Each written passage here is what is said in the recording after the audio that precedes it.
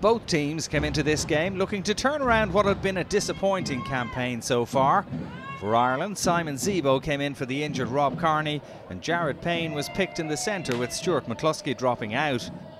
For the Italians, looking for a first Six Nations win in Dublin, Guglielmo Palazzini and Edoardo Padovani replaced Rory and Heimona at halfback.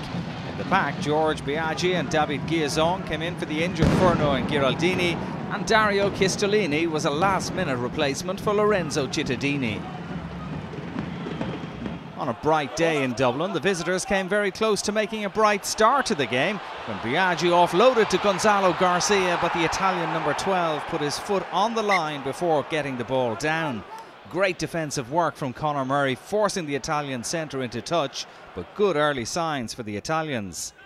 However, it was Ireland who broke the deadlock, and the Azzurri coach, Jack Brunel, will be disappointed with how it came about. Leonardo Sarto batting down Sexton's kick ahead, and although the Italians managed to deal with the initial threat, Ireland recycled the ball, and Andrew Trimble on the wing powered over the line for the first try of the game. The Ulsterman missed out on the World Cup, but showing here that he still has a huge amount to offer this Irish side. It didn't take long for Joe Schmidt's men to extend their lead. The Irishmen driving at the line from close range before loosehead Jack McGrath pushed over for a second Irish score. The referee Angus Gardner asked for the assistance of the TMO, who confirmed that McGrath's score was good, only his second international try, giving Ireland a 12-0 lead. Okay, mate, thank you. Padovani and Sexton then swapped penalties for 15-3 before Ireland scored a third try. The pressure was incessant at this stage, and there was a sense of inevitability when eventually that pressure paid off. CJ Stander crashing over the line for his first international try, and a score that put real daylight between the sides. Although Sexton was off target with the conversion, Ireland were 20 points to 3 ahead, looking certain to make it 12 wins in a row at home against the Italians. When these teams last met in Dublin, Ireland scored a 39-point victory, and another big win looked on the cards. Just before the half-time break, Ireland got over for try number 4, and what a wondrous score it was. From inside their own 22, Ireland ran the length of the pitch for the try. McFadden passing to Jamie Heaslip, who was there to finish it off. Almost certainly try of the championship so far, and a nice way for the home side to round off a dominant half of rugby. 25-3 the half-time score. It would surely be damage limitation for the Azzurri in the second half. However, it didn't take Ireland long to pick up where they left off. Italy very much authors of their own misfortune. Padovani's ambitious pass was well read by Jared Payne, who had a clear run to the line for a 5th Irish try and his 3rd in an Ireland jersey. Good anticipation from the man from New Zealand. Sexton would convert, and Ireland led 32 points to 3 in the early stages of the second half.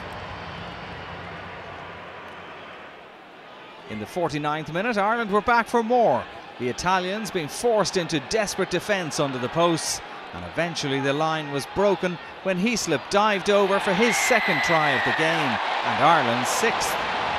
The Italian spirit looked deflated, and it left Sexton with a simple tap-over conversion for a 39-3 lead.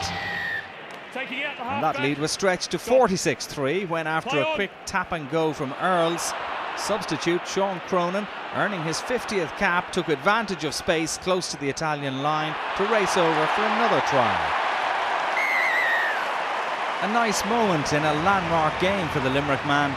Another sub, Ian Madigan, converted to make it 46-3. It was a miserable afternoon for the Italians, but there was a rare moment of delight for them just short of the hour mark, when they tested the Irish defence close to the try line before a lovely looping pass from Palazzani picked out David Odiete, and the fullback got over for a consolation score. It was a rare moment of positivity for the Azzurri on a forgettable afternoon. Heimona converted the score to bring it back to 46-10. But the Italian joy was short-lived, and within a few minutes Ireland re-established dominance at the other end with another fine score. Most of the credit for this one goes to Madigan, who had come on for Sexton. The Bordeaux-bound out half showing excellent footwork to spot the gap and dart over for try number 8 for Ireland. Delight for the Leinster man, 51 points to 10. But the Italians refused to throw in the towel, and to their credit, they got over for another score 5 minutes from time. Odiete, this time the provider for Leonardo Sarto on the wing to glide over the line. Sarto will be playing with Glasgow next season. The TMO checked to ensure that Odiete's pass wasn't forward. The Italians got the benefit of the doubt, and it was 51 points to 15. Yeah, okay, Georgie, you got that. But a couple of minutes from time, Ireland had the last say on a day of many tries. Some tired-looking defenders allowed Fergus McFadden charge through a large gap to get over to round off a tremendous afternoon for the men in green. A record 9 tries in a Six Nations match for Ireland. Madigan converted to give Ireland a 58 points to 15 victory. So a first win of the campaign for Ireland, with Scotland to come on the last day of the championship. The wounded Italians travel to Wales for their final game, needing a win to have any hope of avoiding the wooden spoon. The crowd at the Aviva Stadium were certainly entertained. 11 tries in total, and a final score of Ireland 58, Italy 15.